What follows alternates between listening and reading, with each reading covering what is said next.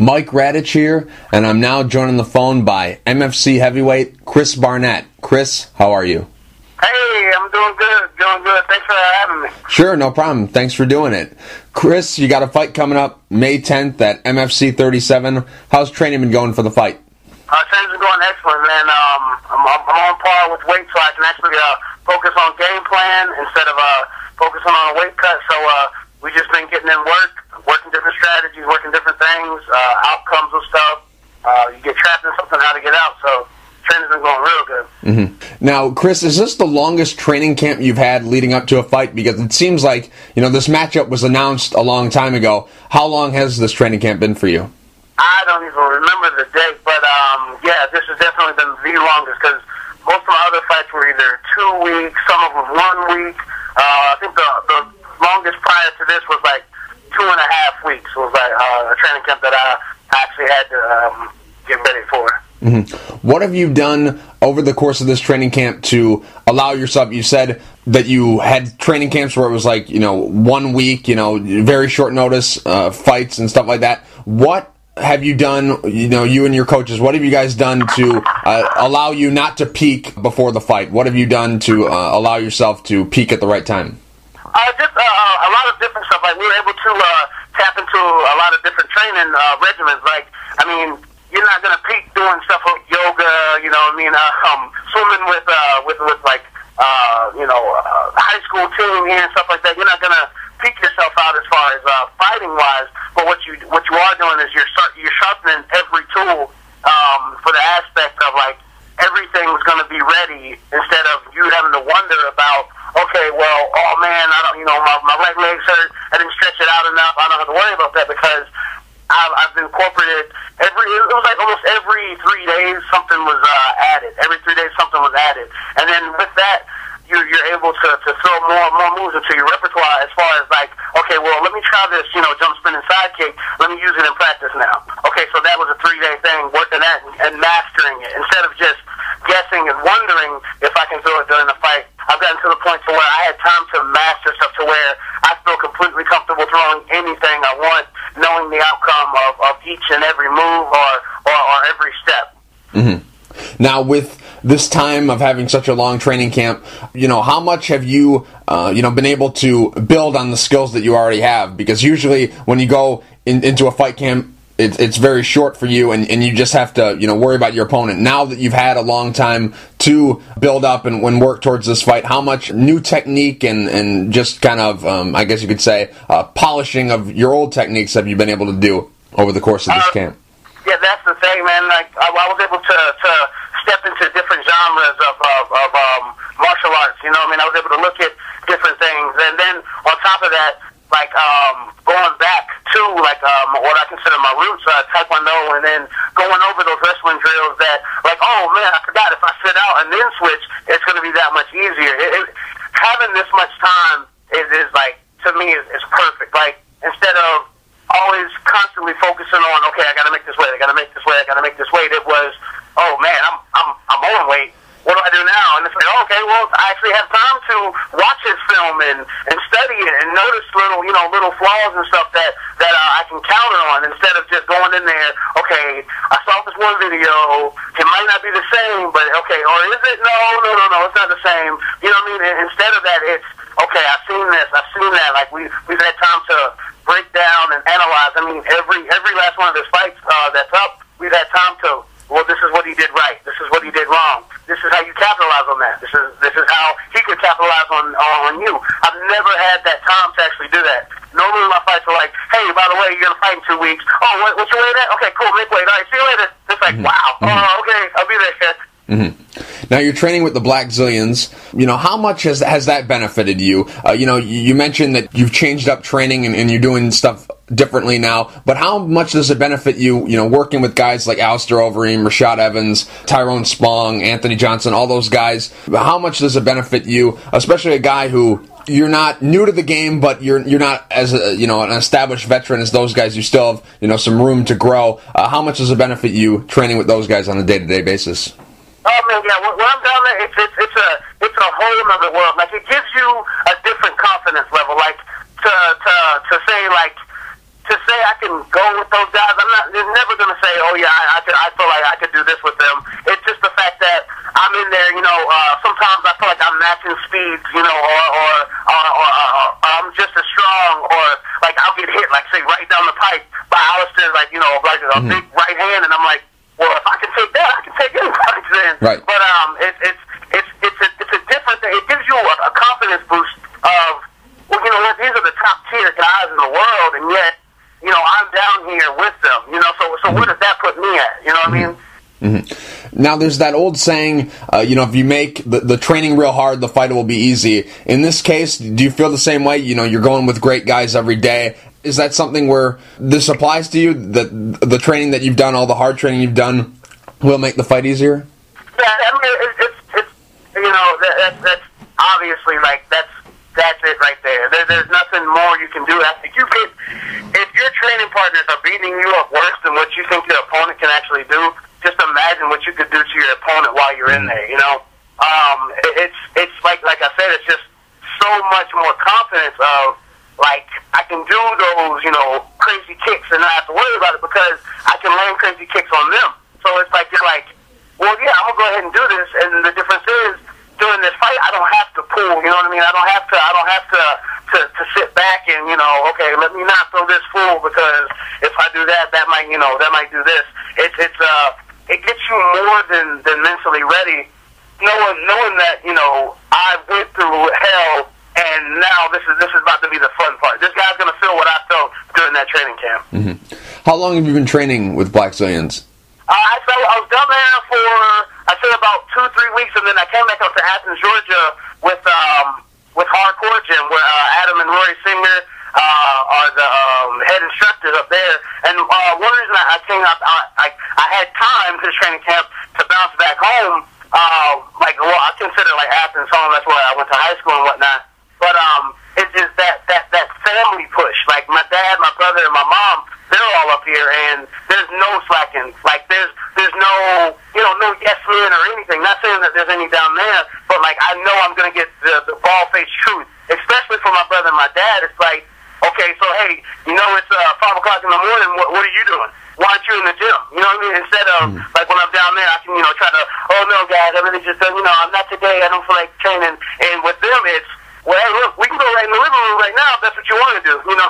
You're going to get this training in regardless. So I came back up this way to train with Hardcore Gym, Adam and Roy, and they've got beyond like heavyweights that it's just like, it's almost just like being down there in Delray. Like you got guys like Nick Smiley, that he's I want to say 6'7", like 84-inch reach, disgusting boxer. He's actually got to fight the day after mine, but working with that guy and his reach, getting inside and stuff like that, I have no fear of getting inside, or doing what I know I'm capable of doing. So bouncing back and forth between those camps, it's been a blessing, to be honest. Mm-hmm. Now, you mentioned that you're on weight or close to making weight. That's been, I guess, one of your biggest knocks that fans, media people, et cetera, say about you is you had that one time where you didn't make weight, where you came in a lot heavier than the 265 weight limit. You mentioned that you're close to weight. How have you addressed this issue? Is it just changing up your diet, doing things differently, what you're putting into your body, or is it just the training? Is it just, you're going more intense and burning off those calories? How have you addressed this issue of the weight? Yeah, I mean, it's all of the above, to be honest with you. Like switching up, higher intense training, actually having time to cut. Because, I walk around 305, so actually having time to be able to cut made the biggest difference of everything. But working with great people, great things are going to happen, and that's what I contribute to getting on weight and being on weight and having people actually bug me. Like my parents own a Taekwondo center up here, and my dad every day would have the people beside the gym. How's it going? Where's your weight at? What's your weight at? Let me see. Let me do this. Let me do that. You know what I mean? To make sure, because that was something in the past of where, okay, well, he's not taking this serious because look at this guy. He came in that much over. There's no way you can be taking this serious. And instead of that, and to get that completely out of the thing, I actually want to come in under. You know what I mean? And that's the goal.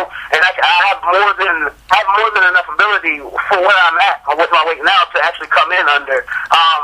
And that's one to prove something to myself, and then to prove something to everybody else, and then also letting my fans know I do hear them, I do see them, I do see the critics, whether it's good or bad. I read it and I take it to heart, and it's like, you know what?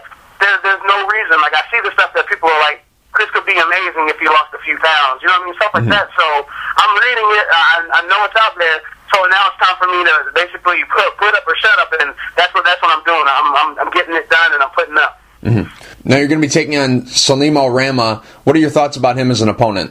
I love the fact that I get to, like, after a 2-year vacation, I get to come back in and fight one of the top tier heavyweights. You know what I mean? There's, like, hands down to me, he's definitely in the top 30 in the world. But he's number 1 in Canada. You know what I mean? So the fact that they're allowing me to come in and do that, it lets me know that people do know what I'm capable of and what I'm doing, because they wouldn't have just picked me, you know, as an opponent if they didn't think it was going to be a good fight. But yeah, I mean, the kid's got skill, talent, and everything, and I couldn't ask for anything more to go in and fight somebody of his magnitude. Mm-hmm. This fight will be for the MFC Heavyweight title.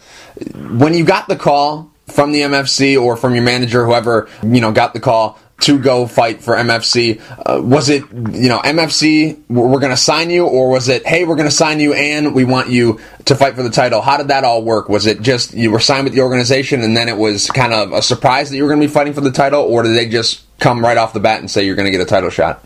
Yeah, it was kind of like at the same time, it was like, hey, how you doing? Oh, I'm good. So, would you like to fight for a belt and get a full fight deal contract? I was like, am I dumb? No, yes, of course I would love that. Yeah. Chris, there's been some people that have been critical of you getting this title shot. You know, you haven't fought since April of 2011, over 2 years when this fight will happen. What do you have to say to those people who say you don't deserve this title shot? I mean, I can definitely understand where they're coming from with that, but my whole thing has been, this whole camp is, they'll see. They'll know exactly why I'm getting this title shot come May 10th. Mm-hmm. Now, Chris, in this fight, where do you feel that you have the advantage? Honestly, with this camp, man, I don't feel there's a disadvantage at all for me. I feel great anywhere and everywhere. Mm-hmm. Now, what does he do that, I don't want to say worries you, but what does he do that when you're in there fighting him you need to be aware of and you need to be cautious of when fighting him? What does he do that you need to be on your guard about? I guess one of the things, I guess, would be, I don't want to say inside game, because I've been working on that, but I guess going to the ground, because I know he has jiu-jitsu. Like, I don't see him finishing me punching, you know what I mean? To me, I've been hit by, you know, figure like I was hit by Eric Kendall. He was 3-something, stripped on the pipe, and I just looked at him like, okay, well, let's keep it moving. So as far as him finishing me punches, I don't see that happening. But I mean, submissions, you know, I mean, those can happen anywhere. Heel hooks, you know, stuff like that. But I guess I'd say me doing something crazy to put myself in a bad situation to where he catches me with the submission. That's probably my only, if it is a worry, you know, I mean, the only thing I could even think of. Now, going into this fight, are there any worries at all about ring rust? Not at all. Like, during my time off, I was actually boxing and competing in jiu-jitsu tournaments. I actually won a couple of Nagas, the absolute division. That's like the highest division that they have. That was me going against black belts and brown belts and stuff like that. So to actually win and get the belts from Naga put me in a different state of mind. But yeah, I mean, the ring rust, I think it's more of a mindset. And I think ring rust to people is like when they're nervous with a crowd. The crowd amps me up. You can go and watch my fights to where, I mean, I've been blasted in my junk, and I was just like, crowd, just get me hype, and you know, I'll come right back, or you know, or a legal blow or something, and that's the number one thing. I don't know if you ever, like when you watch Ben Henderson, how he just you know, he feeds off that crowd. That's the same thing I am. So as soon as I walk down that ramp and I hear either a boos or cheers, either or, I'm gonna be, it's gonna be like I never left. Mm-hmm. What exactly is the number one thing you're looking forward to? Is it fighting for the title? Is it, being live on Access TV, which used to be HDNet, and that's a platform that you've performed on in the past? Is it that? Is it being the main event? Or is it just, you're happy to be back fighting? What is, the number one thing you're looking forward to the most in this fight? My number one thing is, man, pleasing my fans. Like, that's hands down. Like, I've never knew that this sport could have that much effect on me, myself, and then me being in the sport having an effect on other people. Like, even though the 2 years was out, people were always asking me, well, hey, what's going on? What's this? What's that? Oh, you're boxing? Well, hey, we're going to come to your boxing match then. Oh, you're going to compete in Naga? Like, normally you see people that are going to compete in Naga, like, it's their parents that are going to watch them. I had fans to come watch me compete in Naga. So, like, my number one thing going into this fight is to show them that their love and support it's going to be right on. Like, everything you guys showed me, I'm going to put out in that ring, and there's nothing more than I could, thank you is not enough for these fans. So me going into that ring is me taking them with me. You mentioned that you were active with Naga and boxing, active with stuff outside of MMA. What was the holdup in MMA? Why haven't you fought in 2 years? I know that you were supposed to have a fight for Cage Warriors last year, and you suffered a foot injury and had to pull out. What was the main holdup from fighting in MMA? Was it injuries, or was it just the offers weren't coming in? What exactly happened there? No, the thing is, the offers were coming in. It was the promotion that I had signed with.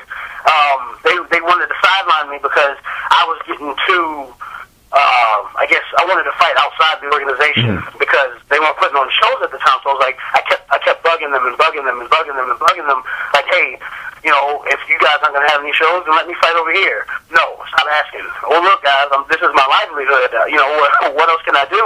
So he wanted to prove a point and say, well, look, don't come here asking me for fights because I'll sideline you. And my contract was a 2-year 5-fight deal. I got maybe, I think, one fight out of my 5-year deal, and then they sidelined me for 2 years because I kept wanting to, no, I got 2 fights out of it, that's right. They kept wanting to sideline me. He wanted to prove a point to his other fighters too, like, because with let's go ahead and say, with XFC, I was a big name. So he was showing them that I don't care if you're a big name under my organization. I'll sideline you, and this is proof right here. And that was a big. I'll say that was about 95% of the reason why I couldn't get an organization. How are you finally able to get out of that contract? The 2 years is. I see. Well, I saw that you were on the website for World Series of Fighting. They had you listed under their heavyweights on their roster. Were you ever, signed with World Series of Fighting? Yeah. Before it was blown up, I had did some, I guess, kind of behind the scenes type signing stuff, and I was one of the few fighters that stuck with them. It was because 1 minute they were on, 1 minute they weren't. They couldn't get a license, then they did get a license, and then they got it pulled, and then so I stuck with it just because I was like, well, at least this organization, at least they put me on the website. Great, so I'll stick with it. So I don't know where I'm at with them now. But I know I haven't heard anything as far as you can't go fight here, you can't do anything like that. But I mean that's the thing too. Also with World Series, they allow their fighters to go fight other places. Like Spawn fought for them, and then Spawn went overseas and fought a K1 fight. Right. Their whole thing is it's not that they're I don't know if they're ever actually going to put me on the fight. It'd be great if they put me on their June 14th fight because that's my birthday. But I mean, as far as World Series goes, if they offer me a fight, I mean, I'll talk to Mark Pavlovich and make sure it's cool with them because right now I feel like they're the ones that are putting me on. They're definitely giving me fights. They're doing 4-fight deals. They're doing all this other stuff. But I mean, at the end of the day, my loyalty is going to ride with MFC. But I mean, if they ask me and it's cool, then I'll be more than happy to fight for World Series. Chris, on May 10th, how do you see the fight ending? Honestly, 2 big heavyweights. So we're gonna be throwing the leather. I honestly see it. I'll say about 3rd round, ground and pound, or either KO. So you think that you can take him to that deep water because he hasn't left the first round in his entire career? Oh yeah, definitely. Right, because if that's the thing, if he chooses to stand with me, then we're definitely going, all rounds. If we go to the ground, then I don't. With where I'm at, with my confidence and my jiu-jitsu, and then my ground and pound now it's disgusting. So if he wants to go to the ground early, then I'll see the fight going earlier. But it's like we've said in both of our interviews, we're going out there to put on the show. So I really don't plan on going to the ground that soon at all. Like I plan on us, throwing big heavy bombs and stuff. Chris, real quick before I let you go, do you have any sponsors you would like to thank, and is there anything you'd like to say to the fans? Oh yeah, definitely. I've got Luchador MMA. They're a big part. They're doing all my T-shirts and stuff. Guys need to check them out. Their website will be up. I want to say this coming Wednesday. I've got KO Dynasty. That's my management crew right there. Those are the guys that basically got me. They revamped. They brought out Beast Boy 3.0. So yeah. Then from there, just people in general. All Black Zillions, Adam Singer, Rory Singer, everybody over at Hardcore Gym, Nick Smiley, Barnett Taekwondo Academy, my family, my main trainer, Chrisman Hinch. But yeah, man, just other than that, all the fans, man, every email, every phone call, every text, every Facebook message, I appreciate it so much, and I can't wait to bring y'all into the ring with me on May 10th. Chris, thank you for taking the time to talk. I really appreciate it. Good luck May 10th at MFC 37 against Salim Al-Rama. All right, man. Thank you so much for having me on the show.